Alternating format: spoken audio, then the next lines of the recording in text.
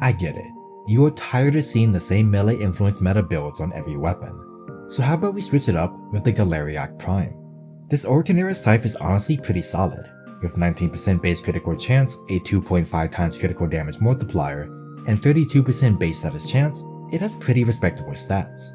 Even its base damage of 234 is pretty good, and since this is majority puncture damage, we'll have some build options besides melee influence. Being that it is a Scythe, we also get a rather nice heavy attack with force slash status and knockdown. But at the end of the day, it's not an Incarnon, a Glaive, an Exodia Contagion Saw, or any other meta-defining weapon. So why are we going to give it any time of day?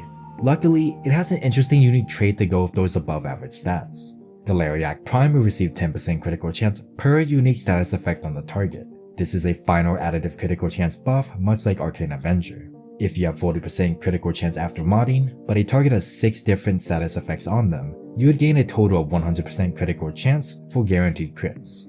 With the base status chance being so high, you can kinda see how this would synergize with the weapon. So, I'll be going all in on this trait to scale this weapon in a somewhat roundabout way, and I'll be doing this with Citrine.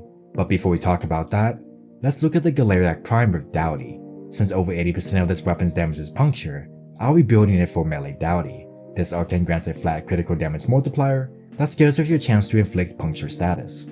For every 10% chance to inflict a puncture proc, you will receive a 1.0 times critical damage multiplier, up to a maximum of 50 times critical damage multiplier. This is specifically your chance to deal puncture status, not the total status chance of your weapon. Let's say you have a weapon that has 100% status chance after mods, but the weapon damage spread is 25% slash, 25% impact, and 50% puncture. Our chance to inflict puncture is then only 50% in this scenario, so we would only receive 5 times critical damage multiplier from the Arcane. You can see this in the Arsenal UI when changing your elemental weightings or status chance. Your critical damage stat will fluctuate accordingly.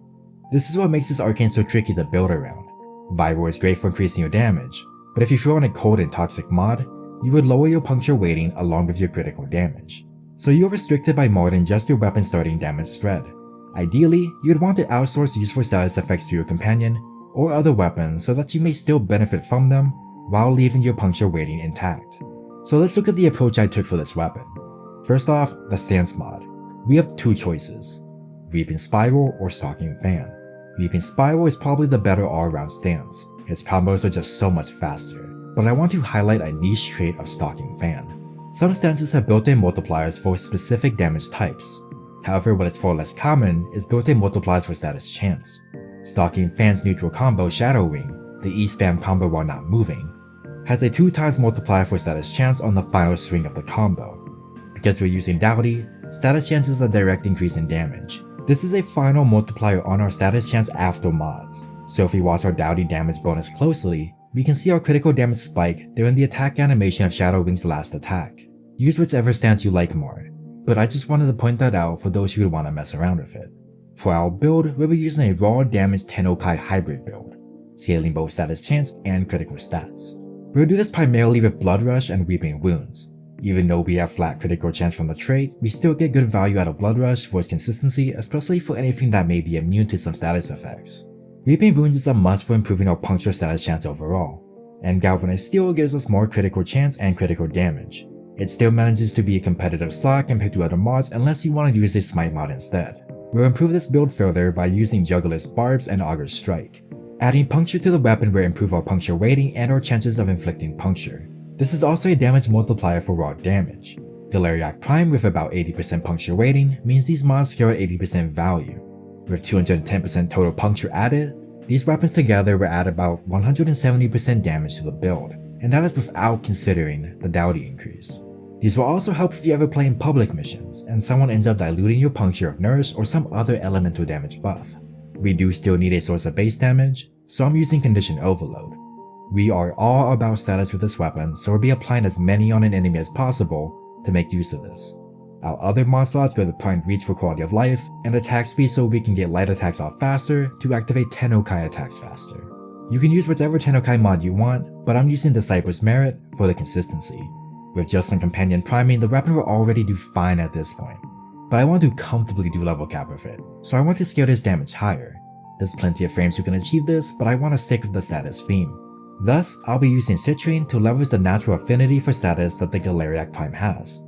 Archon shards are pretty flexible, but I'd recommend at least one purple equilibrium shard to sustain energy off a fractured blast. For Citrine's build, it'll be a pretty basic shield gate build, utilizing Prismatic Companion and Arcane Strike for additional melee attack speed. Citrine's Fractured Blast kicks things off by applying impact and slash status, as well as assisting with our energy economy.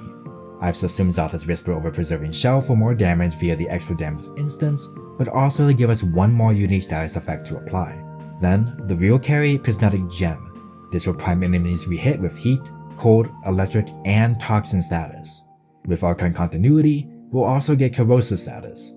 And with the Puncture we'll inevitably apply with Galariak, we are at 9 status effects so far with the help of Citrine's abilities. This ability also boosts status chance and status duration. Since we scale critical damage from Puncture status chance, this is actually a DPS boosting ability. The status duration is also fairly nice as it will cause Void Bullet Attractors from Xalth's Whisper to last a long time for some added defense. Using the augment to attach the gem to a companion, we'll consistently maintain these buffs as we move around the map. Crystallize is kinda just here. I used it when I felt like it, not for any particular reason. The crystals that give a critical chance buff are not very useful for melees. I did end up bringing a Burston Prime Incarnate as a backup Acolyte or Frax killer, but I didn't even use it. So I'll just throw it up on the screen anyway and do with it what you will. What was more impactful though is Epitaph Prime. Modding for Viral and Magnetic, we get some much needed viral priming along with 2 more statuses for the Galariak trait, bringing our total up to now 11. At this point, we are only missing 2 standard status effects, Gas and Radiation. Rather than forcing them into the build though, I've decided to just ignore them since it would do more harm than good. The opportunity cost becomes too high. For my companion slot, I'm bringing the good old Panzer. Extra viral priming, death prevention through moderate symbiosis, and capable of holding both Tenacious Bond and Reinforced Bond. It's a damn good option to carry the gem around. My Panzer build is once again a pretty standard looking setup. We need a flesh pet, so this is my choice. But you are free to use whatever you like. I would highly recommend Pack Leader though, since whenever your pet goes down, the gem will also be dropped. Constant overguard from simply hitting enemies with your melee will generally keep your pet alive. Here's the claw build as well, but it's also not that important, other than I'm using Elusive Posture to reduce the chance that my pet goes down. One last thing, I'm not using Narrowmont to sustain my combo. I'm using primary dexterity on my Burston and both primary dexterity and secondary dexterity on my Archgun. You can use any Archgun you want that has arcane slots, but these do stack. With 3 of these equipped, you will have 27.5 seconds of combo duration in total. Plenty of time to find a new enemy to smack to upkeep your combo. I do this for all my melee setups, but obviously if you want to keep it simple with Narrowmon, go ahead. With a full loadout like this, the Galariak performs pretty well. Things that somehow survive a direct hit will succumb to the slash take that follows. But every once in a while, you'll just hit a billion damage from a passing tennocreate headshot. Though there is another weapon that just so happens to have received an Incarnon that might just do the Doughty thing better. If you'd want to see my take on it, let me know. I kinda like it so far, but I haven't done any proper testing just yet. Anyway, that's all I have for you guys in this one. Would you want more videos focusing on weapons like this? Let me know in the comments. Like and subscribe if you enjoy the content, and as always, thanks for watching.